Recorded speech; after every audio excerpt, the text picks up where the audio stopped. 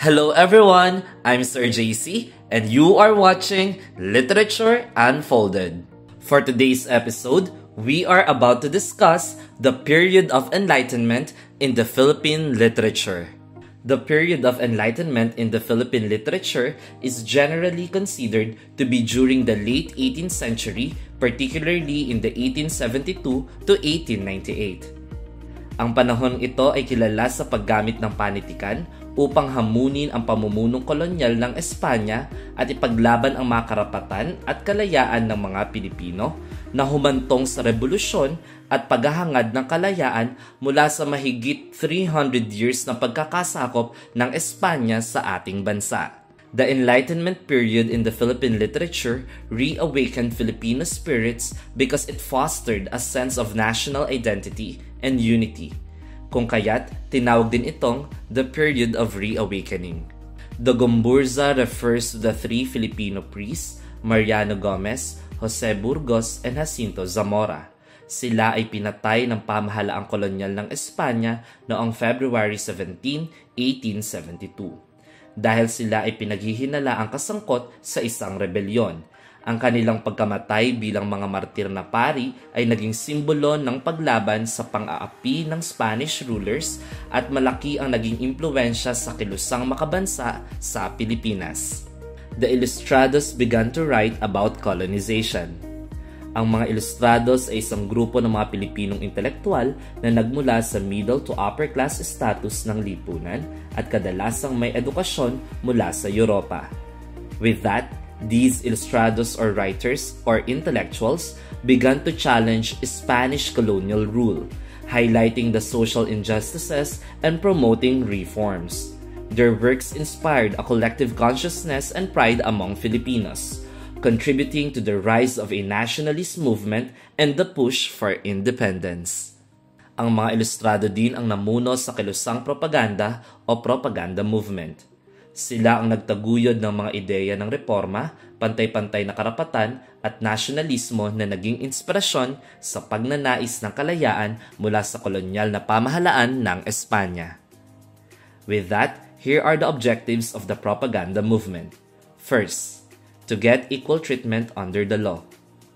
Second, to restore Filipino representation. Third, to Philippinize the parishes. And fourth, to give Filipinos freedom of speech. Ginamit ng propaganda movement ang La Solidaridad bilang pangunahing plataporma para sa kanilang mga ideya. Ang La Solidaridad ay isang pahayagan na inilathala mula 1889 hanggang 1895 na naglalaman ng mga artikulo, sanaysay at iba pang mga sulatin na nagtataguyod ng reforma at nasyonalismo sa Pilipinas. In line with that, we have to remember that there are differences between propaganda movement and katipunan. The goal of propaganda movement was to reform the Spanish colonial system in the Philippines and make it better for the native Filipinos. Ang propaganda movement ay nagtataguyod ng mga reforma sa ilalim ng pamahalaang kolonyal ng Espanya. Ang layunin lamang nito ay makamit ang mga pagbabago sa pamamagitan ng mga makatuwid na paraan tulad ng mga sulatin at pahayagan. On the other hand, the goal of Katipunan was for the Philippines to become a free nation with no more political domination. Ang Katipunan ay isang lihim na samahan na pinangungunahan ni Andres Bonifacio. Ang layunin nito ay maglunsad ng armado at revolusyonaryong laban upang makamit ang kalayaan mula sa Espanya. Sa madaling salita, ang propaganda movement ay nakatuon sa reforma sa pamamagitan ng intelektual na pagsusumikap, habang ang Katipunan naman ay nakatuon sa armadong pakikibaka para sa kalayaan. Now, let's talk about the key figures in the period of enlightenment. Dr. Jose Rizal. He was born on June 19, 1861 at Calamba, Laguna. His pen names were Laong Laan and Di Masalang. He died by musketry on December 30, 1896. Here are some of the notable works of Dr. Jose Rizal. Ang Noli Me Tangere at El Filibusterismo ay mga nobela ni Jose Rizal na pumupuna sa pamahalaang kolonyal ng Espanya at mga hindi pagkakapantay-pantay sa lipunan sa Pilipinas, kung saan ang una ay naglalarawan ng mga sakit ng lipunan noong panahon at ang huli ay nakatuon sa mga ideyang revolusyonaryo at pagnanais ng reforma. Ang Mi Ultimo Adios ay isang tula na isinulat ni Jose Rizal bago ang kanyang araw ng pagbitay noong December 30, 1896. Ang tula ay naglalaman ng kanyang huling mensahe ng pag-asa para sa kalayaan ng Pilipinas at ang kanyang pagmamahal sa kanyang bansa kahit sa kanyang huling sandali. Ang Filipinas Dentro de 100 Años ay isang sanaysay na isinulat ni Jose Rizal noong 1889 na nagbibigay ng kanyang pananaw sa hinaharap ng Pilipinas sa loob ng 100 taon. Marcelo H. del Pilar. He was born on August 30, 1850 at Kupang San Nicolas, Bulacan. He established Diaryong Tagalog in 1882. His pen names were Plaridel, Popdo, Piping Dilat, and Dolores Manapat. He died of tuberculosis in Spain. Here are some of the notable works of Marcelo H. del Pilar. Ang Pag-ibig sa Tinubuang Lupa ay isang sanaysay tungkol sa pagmamahal sa sariling bansa at ang kahalagahan ng pagmamalaki sa sariling lupain. Kaingat Kayo ay isang mensahe ni Marcelo H. del Pilar para kay Padre Rodriguez na isang praile.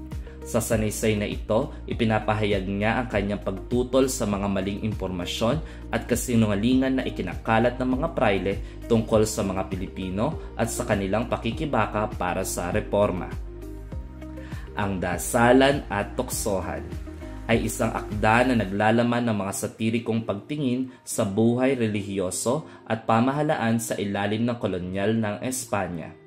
Ang akdang ito ay tinutukso ang mga praile at ang kanilang pagsasanay sa relihiyon at binibigyan diin ang pangangailangan para sa reforma at pag-angat ng moral ng lipunan. Graciano Lopez Haina. He was born on December 18, 1856 sa Iloilo. He established the newspaper La Solidaridad.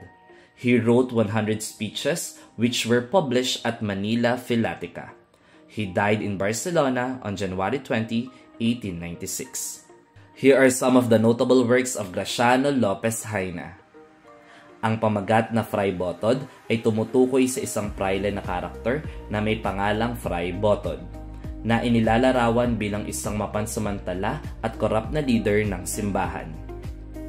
Ang pamagat na La Hija del Fraile ay nangangahulugang anak na babae ng praile, ay tumutukoy sa isang sitwasyon kung saan ang mga praile ay nasasangkot sa mga lihim na relasyon na nagkakaroon ng mga anak sa labas ng kasal. Ang pamagat na Everything is Humbug ay isang paglalarawan ng kasinungalingan at kalokohan sa ilalim ng kolonyal na pamahalaan ng Espanya. Mariano Ponce. He was born on March 22, 1863 at Baliwag, Bulacan. He was the editor-in-chief, biographer, and researcher of propaganda movement. His pen names were Tikbalang, Kalipulaco, and Nanin. He died on May 23, 1918. Here are some of the notable works of Mariano Ponce. Ang akdang Mga Alamat ng Bulacan ay koleksyon ng mga alamat at kwento mula sa Bulacan na naglalaman ng mga tradisyonal na paniniwala at alabat ng mga tao sa lugar. Ang Pagpugot kay Longinos ay tungkol sa isang Romanong senturyon na naging martir upang ipakita ang katapangan at sakripisyo para sa prinsipyo. Ang Sobre Filipinos ay isang sanaysay na nanghihikayat sa mga kababayan na magsikap para sa pagbabago at maging mas mapanuri sa kanilang sitwasyon. Antonio Luna. He was born on October 29, 1866 at Binondo, Manila. He was a pharmacist. His pen name was Tagailog, and he died on June 5, 1899. Here are some of the notable works of Antonio Luna. Ang Noche Buena ay isang kritikal na pagsusuri sa kalagayan ng mga Pilipino sa ilalim ng kolonyal na pamahalaan ng Espanya gamit ang tema ng Pasko. Ang pamagat na Sede Vierten ay nagpapahiwatig ng kanyang pagtingin sa kakulangan sa seryosong pagkilos at pangako sa tunay na pagbabago. Ang Por Madrid naman ay isang sanaysay tungkol sa sosyal, politikal at pangkulturang aspeto ng buhay sa Madrid na naiiba sa Pilipinas.